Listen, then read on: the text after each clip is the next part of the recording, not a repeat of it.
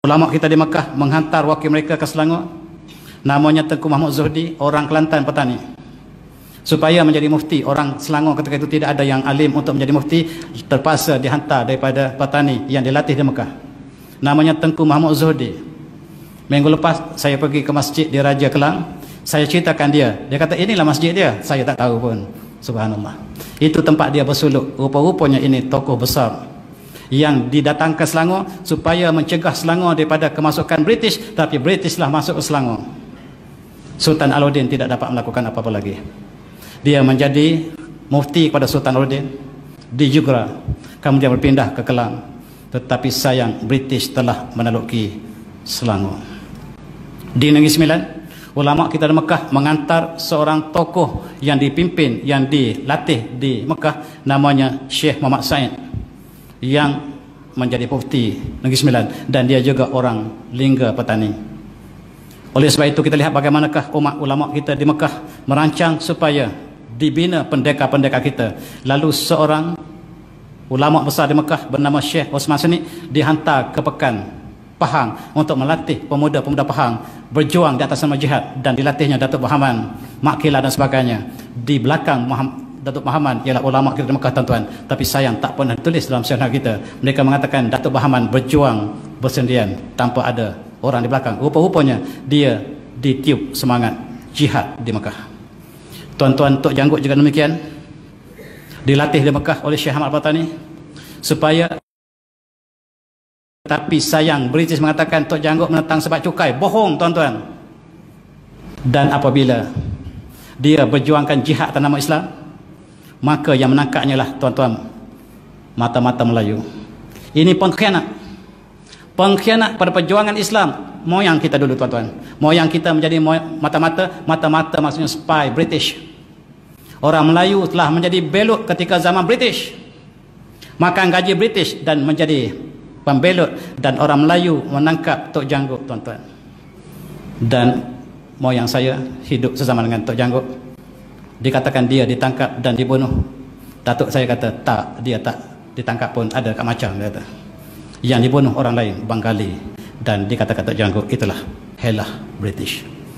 Tuan-tuan, Osmaniyah datang memberitahu kepada tentera-tentera Melayu yang bekerja dengan British bahawa kamu telah mengkhianat Islam. Kamu sepatutnya menghala senjata kamu kepada British. Tuan-tuan, infanteri kelima telah menyahut panggilan ini. Mereka menyerang British, mereka tentera British, mereka sedar mereka bekerja dengan musuh Allah, mereka menentang British. Tetapi British sudah hampir kalah di Singapura, dan British mengadakan firing squad, menembak seorang demi seorang yang dituduh memberontak tersebut, sedangkan dialah pejuang yang sebenarnya. Berita kita tidak ada, tuan-tuan, tidak pernah ditulis. Inilah pejuang-pejuang yang sedar mereka menjadi talib British apabila Osmaniyah datang melalui ulama-ulama di Singapura menceritakan bahawa kamu adalah pengkhianat kepada agama. Dia baru sedar, dan dia telah bersama dengan ulama menentang British, dan hukuman adalah mati. Tuan-tuan yang saya hormati, masa telah begitu lama, akhirnya kita British kalah dan Jepun datang. Jepun datang untuk membebaskan negara kita daripada British. Itu tidak diberitahu, dan dia datang membunuh orang Selangor sebab orang Selangor sangat setia kepada British. Dia menjadi ketua kampung dibunuh sebab dia melaporkan pada polis mata-mata lah tali barut British. Oleh sebab itu Jepun yang datang untuk membantu umat Islam, sebab satu-satunya negara yang bersepati dengan Islam ialah Jepun dan Jerman. Tetapi sampai sekarang, tuan-tuan mengatakan Jepun datang menjajah tanah Melayu, sedangkan dia datang untuk mengusir British, dan dia memberikan kemerdekaan kepada kepada Indonesia. Indonesia diberikan kemerdekaan oleh Jepun. Sejarah tidak pernah tulis. Di Melaya, kemerdekaan diberikan oleh Jepun kepada Dr. Wahidin Hilmi. Dr. Wahidin Hilmi telah mengisytiharkan kemerdekaan negara kita pada 12 Ogos 1945. Ketika Jepun telah kalah, British belum ada, tetapi orang Melayu sangat rindu dengan British. Mereka memanggil British kembali, dan kemerdekaan yang diisytiharkan oleh Dr. Wahidin dibatalkan. Dr. Wahidin telah pergi ke bangsa-bangsa bersatu membawa mesej bahawa kami negara merdeka, tetapi sayang berita ini tak sampai pada kita. Kita merdeka pada tahun 1957, Dan mereka, British telah mengetahui sekiranya kemerdekaan dapat kepada Dr. Burhanuddin sama seperti kemerdekaan dapat oleh Soekarno, sebab British akan dihalau, Belanda akan dihalau. Oleh sebab itu, sebelum mereka dihalau, mereka mencari proksi. Proksi mereka ini diberikan hadiah kemerdekaan orang yang tidak berjuang. Mereka yang tidak berjuang diberikan kemerdekaan, entah daripada mana datang. Tiba-tiba mereka diberikan kemerdekaan dan kita pergi tanda di London dan mereka pun diacahkan sebagai hero negara dan merdeka. Alhamdulillah, akhirnya merdeka juga 31 Ogos 1997. Tetapi orang Melayu sangat derita. Mereka tidak nak merdeka pun. You will suffer if British go. Siapa kata orang Melayu nak merdeka? Orang Johor tak nak merdeka. Ini perkataan Sultan Johor. Mereka tidak ingin merdeka. Siapa nak bayar gaji kita? Siapa nak jaga negara kita sekiranya diserang oleh Jepun sekali lagi? Rupa-rupanya kita tak merdeka. Siapa kata kita nak merdeka? Ini pejuang kemerdekaan. Siapakah yang pejuang kemerdekaan? Itu yang pegang bendera di atas. Hidungnya panjang, tuan-tuan, bukan macam hidung kita. Yang macam hidung kita di bawah itu. Tengok tuan-tuan, di bawah itu. Yang mati di bawah itu orang Melayu, atas orang British. Sejarah kita, siapa bersama British dah hero negara. Dan tuan-tuan tengok di dinding tugu negara kita, nama British, nama India yang menjadi tentera British menjadi hero kepada negara kita. Siapakah kita sebenarnya? Sejarah telah dipalsukan. Syarat kemerdekaan, hukum Islam ditolak, hukum Kristian diangkat, dan common law dijadikan sebagai undang-undang persekutuan sampai hari ini. Tuan-tuan, dalam kelas kita ada Islam is the religion of federation. Islam agama persekutuan, tetapi dimasuk paling akhir dalam perlembagaan.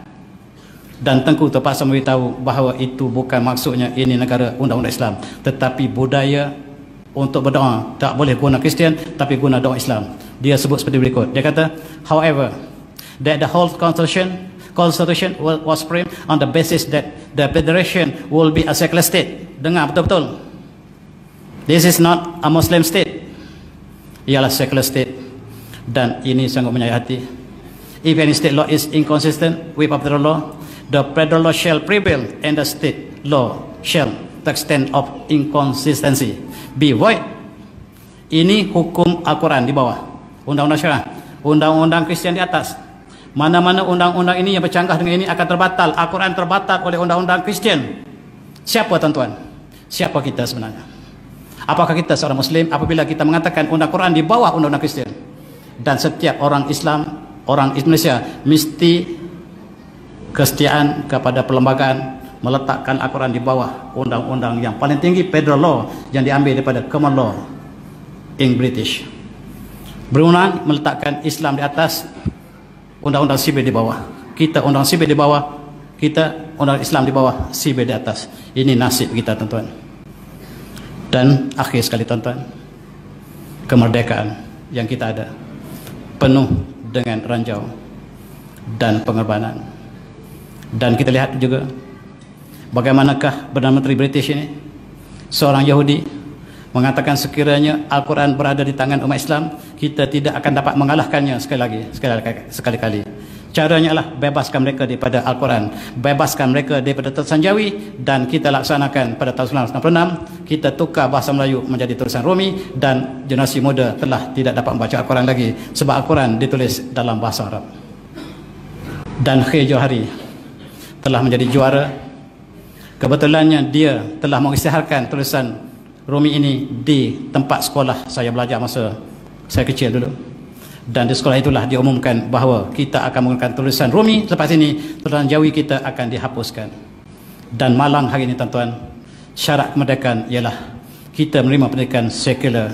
Sekolah agama ada, tetapi sekolah sains ada, sekolah sastra ada. Kita pisahkan ilmu ke dalam komponen yang berbeza-beza. Kita mengamal secularism sebagai syarat kemerdekaan, dan kita mengambil secularism dan kita ambil kapitalism, liberalism, pragmatism yang menjadikan interest sebagai dasar ekonomi negara kita. Dan siapakah kita apabila Allah mengatakan wahallahul bai'a wa harrama riba, sedangkan kredit kad tuan-tuan ada riba dalamnya. Bukan setiap tahun, setiap bulan, setiap hari tuan-tuan berhutang akan dikira dengan SNAR